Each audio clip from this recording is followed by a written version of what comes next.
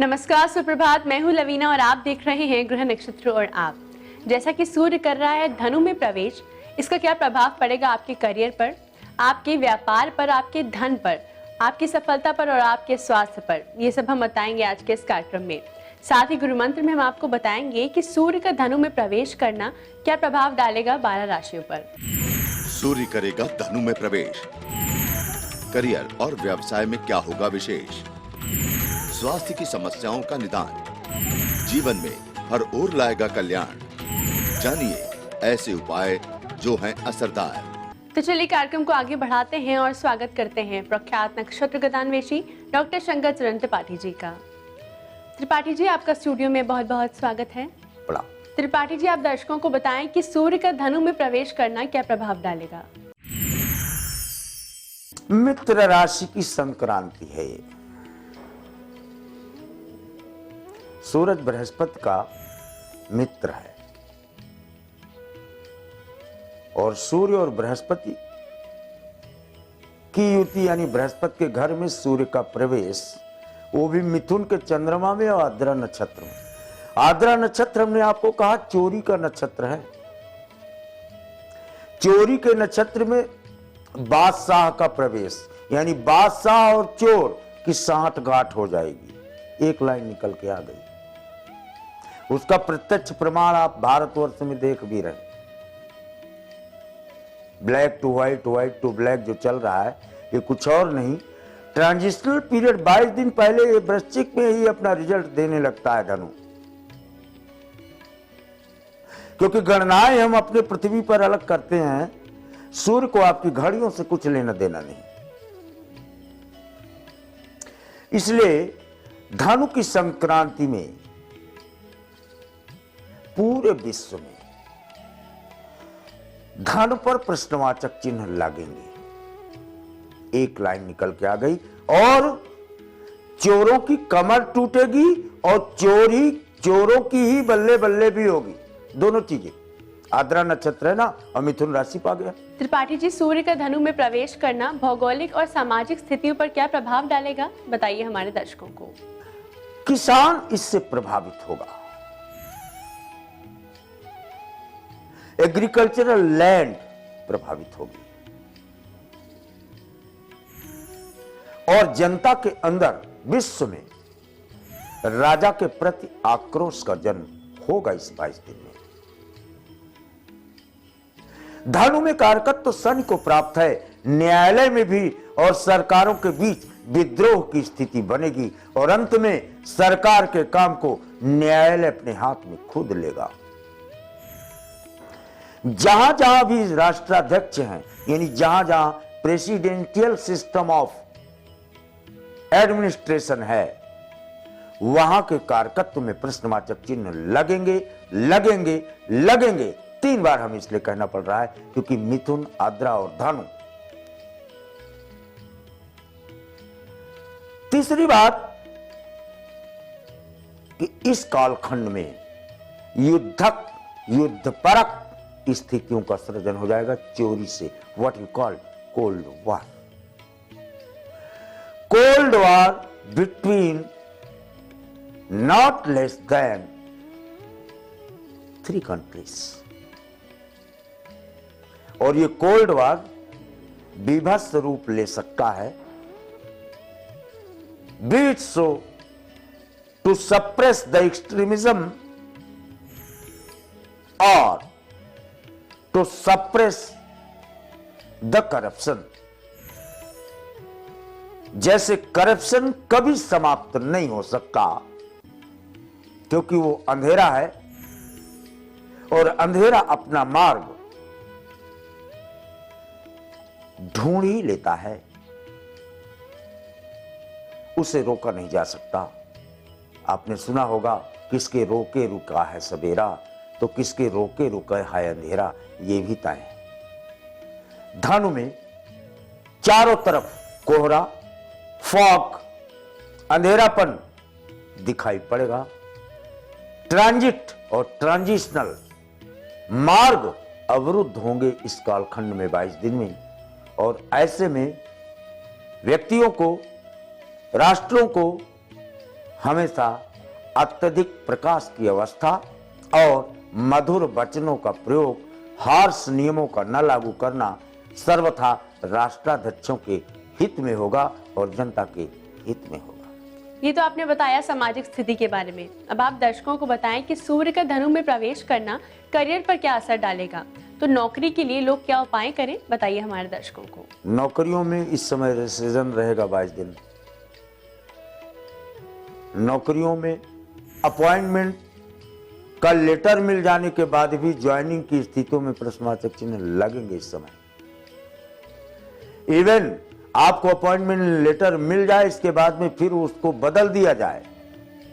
आपको अपॉइंटमेंट मिल जाए, आप कुर्सी में बैठ जाए, फिर आपको स्ट्रेंचमेंट,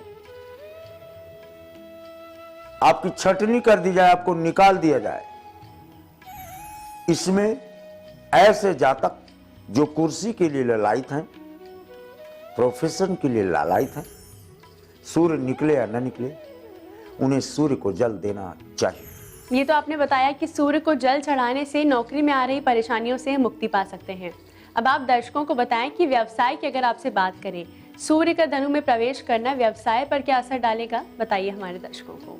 चोरी से धनोपार्जन की स्थितियां व्यापारी करेगा, व्यापारिक प्रतिष्ठान करेंगे, क्योंकि आद्रा नक्षत्र में धनु की संक्रांति चोरी ज्यादा कराती है।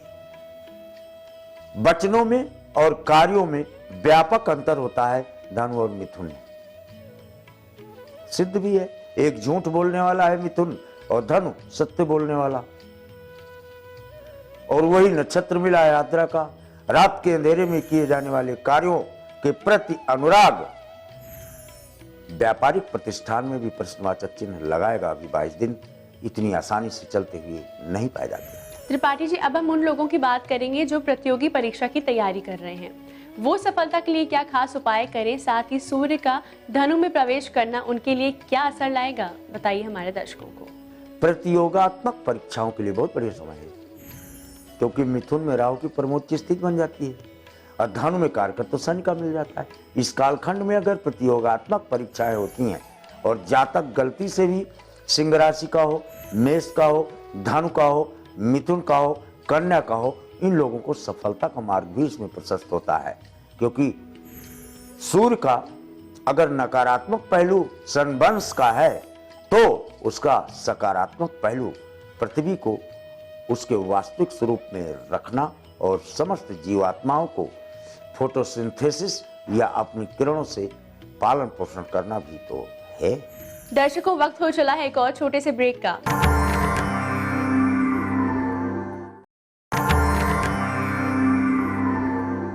स्वागत है आपका ब्रेक के बाद ग्रह नक्षत्र और आप में। अब आप दर्शकों को बताएं कि सूर्य का धनु में प्रवेश करना स्वास्थ्य पर क्या प्रभाव डालेगा। आपके शरीर में हड्डियां सूर्य हैं और मिथुन हड्डियों के अंदर पाया जाने वाला हालो या खाली स्थान। देखिए, तत्वों में पलट कर देखो ज्योतिष विज्ञान को, यानी पाइपलाइन के अंदर सोने का चलना। इस पीरियड में स्वास्थ्य हड्डियों के प्रति, हड्डियां पीड़ित होंगी। अर्थराइटिस, ऑर्थोपेडिक डॉक्टरों की बल्ले बल्ले रहेगी। इस पीरियड में खूब दुकान चलेगी उनकी, खूब प्रोफेशन चलेगा। अकारण हड्डियों में दर्द, शरीर में पीड़ा का अनुभव लोगों को होगा और थकान महसूस होगी। क्यों? हड्डियों के अंदर पाया जाने वाला, जो जिसे हड्डियों को सूर्य कहते हैं, उसके अंदर पाया जाने वाला फास्फोरस तत्व धनु की संक्रांति में आद्रा नक्षत्र में डिमिनिशिंग स्टेज को प्राप्त हो जाता है। What you call the real power start degrading inside. इस कारण हड्डियों के रोग हो जाते हैं। ये तो आपने बताया स्वास्थ्य के बारे में। जैसा कि सूर्य धनु में प्रवेश कर रहा है, ऐसे में सफलता के लिए क्या खास उपाय हैं, बताइए हमारे दर्शकों को। इस समय सूर्य को जल देना, हड्डियों के रोग हैं तो उन्हें लोहबान का प्रयोग शाम के वक्त संध्या के समय अवश्य करें। संध्या जरूर करें। मुस्लिम भाई हैं तो 5 बार नमाज पढ़ें। हिंदू भाई हैं तो 3 बार प्रार्थना जरूर करें, क्योंकि जिससे कुमति, आद्रा नक्षत्र में कुमति का सृजन हो जाता है, कुमति मस्तिष्क में ना आ पावे, जिससे किसी को आपके द्वारा पीड़ा हो। और सूर्य को आत्मा कहा गया है। अगर आपके द्वारा किए कार्य और वचन या व्यवहार से किसी की आत्मा पीड़ित होती है तो फिर आप बलिष्ठ अवस्था को प्राप्त नहीं रहेंगे, कमजोर रहेंगे, कमजोर हो जाएंगे। बलिष्ठ तभी रहेंगे जब दूसरों को उठाने का और दूसरों के आंसू पोंछने का भाव आपके अंतस्थल में विद्यमान रहा तो इस नकारात्मक प्रभाव से भी आप गुजर जाएंगे। ये तो आपने बताया सफलता प्राप्ति के खास उपाय। अब आप दर्शकों को बताएं कि सूर्य का धनु में प्रवेश करना क्या प्रभाव डालेगा यश और कीर्ति पर। सूर्य यश का कारक है, कीर्ति का कारक है, सम्मान का कारक है। लेकिन मैंने कहा ना, सूर्य और बृहस्पति दोनों मिलकर 24 कैरेट का गोल्ड बना देते हैं। जब तक इसमें तृतीय भाव यानी मंगल का संपुट नहीं मिलेगा तब तक सोने का आभूषण तक नहीं बन सकता। उसमें तांबा मंगल मिलाया ही जाता है। यानी यश कीर्ति का भाव व्यक्ति को बढ़ाने के निमित्त मंगल की मदद लेनी चाहिए। यानी सूर्य को अगर गुड़ और घी का हवन करे, प्रतिदिन थोड़ा सा ही करे इस 22 दिन, तो यश कीर्ति का मार्ग, लब्ध प्रतिष्ठित होने का मार्ग प्रशस्त होता है। ये तो त्रिपाठी जी ने हमें बताया कि सूर्य का धनु में प्रवेश करना क्या प्रभाव डालेगा हमारे करियर, व्यवसाय और हमारे स्वास्थ्य पर। इसी के साथ आइए जानते हैं हमारे आज के पहले कॉलर कौन है। प्रणाम पंडित जी, मेरा नाम रचा तिवारी है। मेरा जन्म डेट है 3 जुलाई 88। समय है 2:55 दोपहर में। मेरा सवाल ये है कि मेरी शादी को 3 साल हो गए हैं, अभी तक कोई संतान नहीं है। मेडिकल जांच भी हमने कराई है लेकिन उसमें कुछ ऐसा नहीं है। तो आप कृपया बताइए कि कब तक संतान हो सकती है। मकर वृष धनिष्ठा, मंगल जब भी पंचम भाव को देखता है ना, गर्भ को नष्ट करता है, गर्भ को नहीं रुकने देता। इसलिए संतान में प्रश्नवाचक चिन्ह लग जाते हैं। वैसे भी आपके गर्भ में केतु है और राहु है, बाकी पूरा खाली है। एक चीज आपको बता दें, बृहस्पति और शुक्र एक साथ लग्न में बैठे हैं आपके, उसकी पंचम दृष्टि संयुक्त होकर के आपको मिलती है। यानी 7 वर्ष 4 वर्ष 11 दिन, 4 वर्ष 11 दिन, 4 वर्ष 11 माह 7 घंटे यहाँ आपको प्रथम कन्या पुत्री के रूप में देखने के प्रमाण दिख जाते हैं। हमारे अंतिम कॉलर की क्या समस्या है, आइए जानते हैं। गुरुजी प्रणाम, मैं उत्तराखंड से रूबी बोल रही हूँ। मेरी डेट ऑफ बर्थ 8 मई 1990, सुबह 8:15 देहरादून का जन्म है। गुरुजी मेरा विवाह कब, कहाँ, किस फील्ड के व किस नाम के लड़के से होगा तथा मेरा वैवाहिक जीवन कैसा रहेगा, कृपया मार्गदर्शन करें। धन्यवाद। तुला मिथुन चित्रा, लड़का सिलेक्ट कर लिया, फिर हमसे काहे पूछ रहे हो। 2 लड़के आपने लाइनर में रखा हुआ है, दोनों हाथ में बाएं और दाएं। एंड यू आर, एक लड़का आपका प्रथमाक्षर से है, आ नाम से है, और दूसरा यारलावसा से है। इसलिए मुझसे प्रश्न पूछे हो कि आप लड़के का नाम बता दो जिससे उसी में आप चल पड़ो ना। मैं समझ रहा हूं।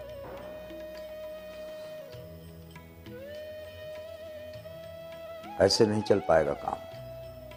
आपका जो दुल्हा है ना, जिससे शादी आपकी होनी, उसकी शक्ल जब देखोगे तो उसके नाक के बीचों बीच कट मार्क, नंबर 1। नंबर 2, वार्ता करोगे तो कम से कम 10 बार क्यों शब्द का प्रयोग करेगा। क्यों, मेरी बात ठीक लगे, क्यों, खाना खाया, क्यों, पानी पिया, क्यों। तब समझ लेना कि यही तुम्हारा होने वाला पति है। त्रिपाठी जी, इतनी महत्वपूर्ण जानकारी के लिए और आपकी आज की उपस्थिति के लिए आपका बहुत बहुत धन्यवाद। दर्शकों, वक्त हो चला है एक और छोटे से ब्रेक का। ब्रेक के बाद गुरु मंत्र में हम आपको बताएंगे, जानिए सूर्य का 12 राशियों पर प्रभाव, किस उपाय से माह होगा शुभ।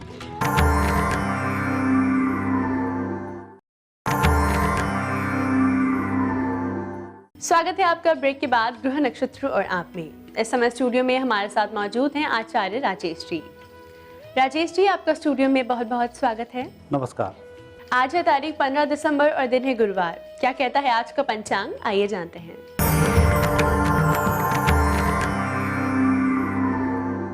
पौष मास कृष्ण पक्ष द्वितीय तिथि गुरुवार का दिन है। शुभ समय प्रातः 9 बजे से 10:30 तक, राहु काल दोपहर 1:30 से दोपहर 3 बजे तक। आज चंद्रमा है मिथुन राशि में। पंचांग के बाद आइए गुरु मंत्र में जानते हैं सूर्य का धनु में प्रवेश करना क्या प्रभाव डालेगा 12 राशियों पर, साथ ही माह को शुभ बनाने के क्या है खास उपाय। मित्रों, आज सूर्य संक्रांति देवी और सूर्य धनु राशि में प्रवेश करेंगे। आपने देखा होगा कि धनारक कहे जाते हैं, धनारक के समय में कोई भी शुभ काम नहीं किया जाता है।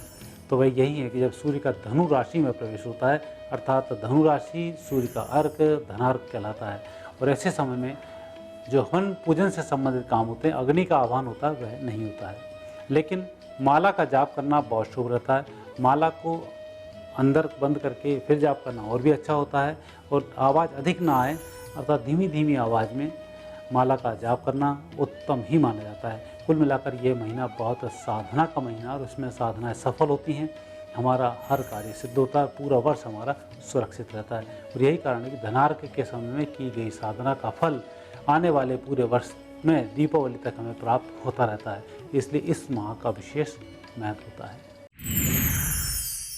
मेष राशि वाले व्यक्तियों के लिए धनु राशि में चलते हुए सूर्य का विशेष प्रभाव, यदि आप साधना कर रहे हैं, आपकी साधनाएं सूर्य की कृपा से सफल होंगी। और यदि कहीं आप अस्वस्थ हो रहे हैं तो गुड़ का दान करें, आपके स्वास्थ्य में सुधार होगा। वृषभ राशि, वृषभ राशि वाले व्यक्तियों पर सूर्य का विशेष प्रभाव स्वास्थ्य को लेकर हो सकता है। यात्राओं में इस माह सावधानी रखनी होगी, पैसे की व्यवस्था करनी होगी। लेकिन व्यापार स्थान पर अच्छी तरक्की के संकेत हैं। व्यवसाय को बढ़ाने के लिए यदि आप यात्रा कर रहे हैं तो आपकी यात्राएं सफल होंगी। और यदि आप अपने पिता के किसी कार्य के लिए यात्राएं कर रहे हैं तो आपका भाग्योदय भी होगा। मिथुन राशि के व्यक्तियों पर सप्तम भाव से चलते हुए सूर्य, यह संकेत है आपके पारिवारिक जीवन को सुखद बनाने का। यदि आपका विवाहित जीवन ठीक नहीं है, सूर्य के व्रत करें, रविवार के व्रत करें या रविवार को भोजन का दान करें। पूरा माह अच्छा होगा, पारिवारिक जीवन सुखी रहेगा। कर्क राशि, कर्क राशि पर विशेष रूप से नवंबर दिसंबर का महीना बहुत अच्छा होता है और इसमें अच्छे फलों की प्राप्ति भी होती है। और जो सूर्य का प्रवेश धनु राशि में हो रहा है तो यह दिसंबर और जनवरी के लिए उत्तम फल देने वाला है। सिंह राशि, सिंह राशि व्यक्तियों पर सूर्य का प्रभाव थोड़ा सा विपरीत रहेगा। पारिवारिक जीवन में धन के संबंध में, और यदि कहीं कोई वस्तु बेच रहे हैं तो वहाँ पर गलत सौदा हो सकता है, उसमें आप उलझ सकते हैं। इसके विपरीत कोई चीज़ खरीद रहे हैं तो आपके लिए अच्छे लाभ के संकेत हैं कि उसमें उत्तम फलों की प्राप्ति होगी। लेकिन इस माह गृह प्रवेश या कोई ऐसा शुभ कार्य न करें जिसमें हवन हो रहा हो। कन्या राशि पर गुरु का अच्छा प्रभाव रहेगा। सूर्य की स्थिति शुभ होने के कारण गुरु फलित होंगे, आपकी साधना फलित होगी। गुरु की विशेष कृपा आपके ऊपर हो रही है, इसलिए आपका चिंतन सार्थक होगा। और सूर्य के कारण उस चिंतक में 4 चांद लग जाएंगे। यह माह आनंद के साथ व्यतीत होगा। तुला राशि के लिए यह महीना बहुत अच्छा होता है, आनंद का महीना है। उत्तम फलों की प्राप्ति होगी। सूर्य का विशेष प्रभाव उत्तम फल प्रदान करेगा। वृश्चिक राशि, वृश्चिक राशि व्यक्तियों पर आंख पर थोड़ा सा सूर्य का विपरीत प्रभाव होता है। पारिवारिक जीवन में थोड़ा सा तनाव रहता है, साथ ही यात्राओं को करने का मन नहीं करता है। इसके विपरीत धन की कमी नहीं आती है। जो हम सोचते हैं वह कार्य मित्रों की मदद से होता है। और देव योग से धार्मिक यात्रा यदि किसी पहाड़ी प्रदेश की कर रहे हैं बहुत सफल होती है। धनु राशि में ही सूर्य का प्रवेश है। आपको साधनाओं में मन लगाना चाहिए, सूर्य का उत्तम फल प्राप्त होगा। मकर राशि, मकर राशि वाले व्यक्तियों पर सूर्य का प्रभाव थोड़ा सा खर्चीला होता है। ऐसी वस्तुएं खरीदने में आती हैं जो अपनी कैपेसिटी से बाहर हैं, फिर भी लोन लेकर व्यक्ति उस चीज़ों को खरीदता है। वो परिजन प्रसन्न होते हैं, हमें थोड़ा सा दुख होता है, कर्ज थोड़ा सा बढ़ जाता है। लेकिन इस समय लिया हुआ कर्ज पटता बहुत जल्दी है, वस्तु अपनी हो जाती है। कुंभ राशि व्यक्तियों पर धनु राशि के सूर्य का बहुत शुभ प्रभाव होता है। तरक्की होती है, धन की कमी नहीं आती है, नाना प्रकार के सुख मिलते हैं, अच्छी यात्रा होती है, बेरोजगारों को रोजगार की प्राप्ति होती है। मीन राशि पर सूर्य का अच्छा प्रभाव पिता के माध्यम से, पिता के भाग्य से उत्तम फलों की प्राप्ति होती है। और यदि कहीं इस समय में सूर्य दोषित है तो निश्चित रूप से कहीं कोई दोष होता है, उस कारण से सूर्य का प्रभाव विपरीत रहता है। ऐसे समय में अमावस्या के दिन पिंडदान जरूर करना चाहिए।